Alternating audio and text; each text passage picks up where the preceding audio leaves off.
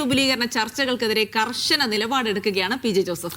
UDF ഇപ്പോൾ തന്നെ ശക്തമാണ് എന്നാണ് തെരഞ്ഞെടുപ്പ് ഫലം കാണിക്കുന്നത്. കേരള കോൺഗ്രസ് മാണി വിഭാഗം വരുന്നത് മുന്നണിയെ കളങ്കപ്പെടുത്തുമെന്നുകൂടി അദ്ദേഹം പറഞ്ഞു. കള്ളക്കച്ചവടത്തിനും സ്വർണ്ണപ്പാളി മോഷണത്തിനും കൂട്ടുനിന്നവർ അവിടെ തന്നെ നിൽക്കട്ടെ എന്നാണ് ജോസഫിന്റെ വാദം. അതെ, മുന്നണി വിപുലീകരണ ചർച്ചകൾ ഇപ്പോൾ അപ്രസക്തമാണെന്നും ഒറ്റക്കെട്ടായി മുന്നോട്ട് പോകുകയാണ് വേണ്ടതെന്നും പി.ജെ. ജോസഫ് മീഡിയ വണ്ണിനോട് പ്രതികരിച്ചു.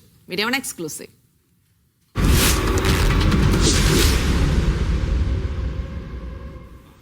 തദ്ദേശ തെരഞ്ഞെടുപ്പ് ഫലം വന്നതോടുകൂടി കേരള രാഷ്ട്രീയത്തിൽ ഉയർന്നു കേട്ടിരുന്ന പല ചോദ്യങ്ങൾക്കും വ്യക്തമായ ഉത്തരം ലഭിച്ചിട്ടുണ്ട്.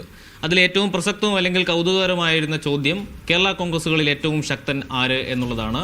തിരഞ്ഞെടുപ്പ് ഫലം അതിന് വ്യക്തമായ ഉത്തരം നൽകുന്നുണ്ട്. മറ്റാരുമല്ല, കേരള കോൺഗ്രസിന്റെ ജോസഫ് വിഭാഗത്തിന്റെ ചെയർമാൻ പി.ജെ. ജോസഫ് തന്നെയാണ് എന്നുള്ളതാണ്. പി.ജെ. ജോസഫ് നമുക്കൊപ്പം ചേരുന്നുണ്ട്. നിയമസഭാ തെരഞ്ഞെടുപ്പിന്റെ ഒരു സെമി ഫൈനലാണ് കഴിഞ്ഞത്. അതിൽ വിജയിച്ചു കഴിഞ്ഞിരിക്കുന്നു. ദിശ മാറിയിരിക്കുന്നു, കാറ്റ് മാറിയിരിക്കും. ഇടതുപക്ഷത്തിന് അനുകൂലമായ കാറ്റ് മാറി എതിർ ദിശയിലേക്ക് കാറ്റ് വീശാൻ തുടങ്ങിയിരിക്കും. ഇനി ശ്രദ്ധയോടുകൂടി മുന്നോട്ട് പോകണം, ഏക മനസ്സോടെ മുന്നോട്ട് പോകണം.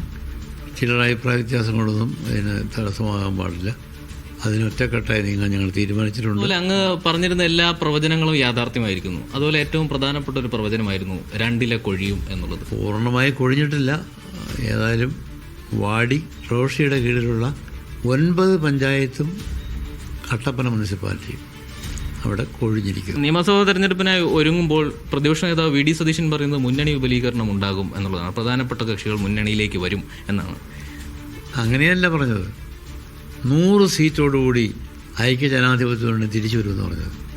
അത് വരാൻ ഇപ്പം തന്നെ ശക്തമാണ്. തെളിയില്ലേ ഈ കാറ്റ്? അതിന് ഈ മുന്നണി തന്നെ ശക്തമാണ്. അതിന് ആരും വരണമെന്നില്ല. അങ്ങനെയാണെങ്കിൽ കേരള കോൺഗ്രസ് മാണി വിഭാഗം UDF-ലേക്ക് വരേണ്ടതില്ല. ഈ തെറ്റുകൾക്കും അഴിമതിക്കും മുഴുവൻ കൂട്ടുതന്നതിന് ശേഷം അവസാന ദിവസം വന്നാൽ അത് ഈ മുന്നണിയെ കളങ്കപ്പെടുത്തും. സണ്ണി ജോസഫ് അടക്കമുള്ള പ്രമുഖ നേതാക്കൾ മാണി വിഭാഗത്തെ ക്ഷണിക്കുകയാണ് ഉണ്ടായത് ഇന്നും ഇന്നലെയൊക്കെയായി. അതൊന്നുമല്ല. മാണി വിഭാഗം അവരുടെ അണികൾ ഇങ്ങോട്ട് പോരട്ടെ, ഞങ്ങൾ ഈ സ്വാഗതം ചെയ്യും.